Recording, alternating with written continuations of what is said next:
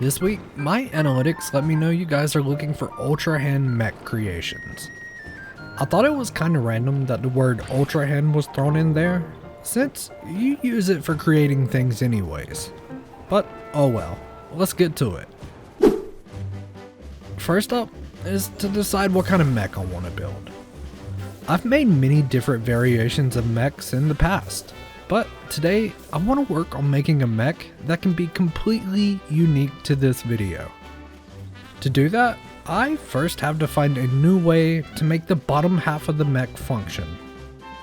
I usually accomplish this by using homing carts as the feet, but I'm sure we can find a way around this. After tinkering around for a bit, I found that if you put a wooden wheel on a big wheel, then cut it on, it does a slight back and forward motion, which could potentially work as a walking mechanic without having to stake nudge different parts together. With that in mind, I added a stabilizer to the wooden wheel part of each big tire, while constantly checking to make sure it still wobbled. Now, in order to make it truly walk on its own, we're going to need to perform some stabilizer shenanigans, where we place each one at different positions to throw off the center of balance. In theory, doing this will make it walk on its own. And this part took me a while to figure out, and I ended up redoing everything over multiple times. Until I figured out you should attach the wooden wheels to the inside of the tire spoke, then connect them together using a stabilizer. Also, put another stabilizer on top that is slightly angled. From here, you add 2 more stabilizers to the wheels at this sort of angle, in comparison to the rest of the build. With that, it will begin to walk on its own. However, if you tweak your stabilizer angles a bit and add something that acts as a foot, you will have a self-walking mech bottom half without the hassle of stick nudging. Of course, I had to figure out just how well you could control this device. But whenever I went to do that, it only wanted to go forward. Every time I tried to make it turn, the legs would break themselves apart. Now, that could be from lack of optimization on my part, but that's just my fair warning.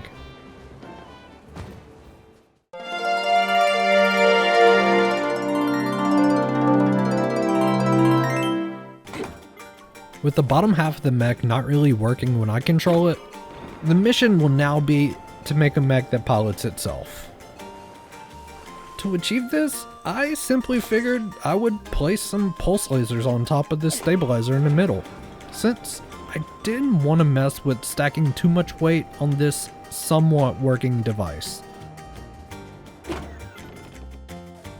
It was during this phase I found out that this build just loves to tear itself apart sometimes, right when you activate it. Which, of course, isn't great, because I start trying to tear everything down and find the root cause of why this could be happening. I ended up assuming it was just the position of the legs upon activation, but it could be as simple as my lack of optimizing the build fully. Either way, I eventually got it to work, how I wanted it to. But here are a few things I discovered along the way. This thing occasionally just won't walk. So yeah, that's a pain. Also, it certainly does not handle hills at all. So if you want to set this thing loose on some mobs, make sure they're on flat ground, because even the slightest hill messes up this thing's walking rhythm. Either way, with that all settled, it was time to set it loose on some nearby mobs. And yeah, it's doing okay. It only has a construct head to track the mobs, but they did exactly what they were supposed to do. This design isn't going to be my new go-to when I want to build a mech. However, it is a fun one-off side project that could be elaborated on further in the future.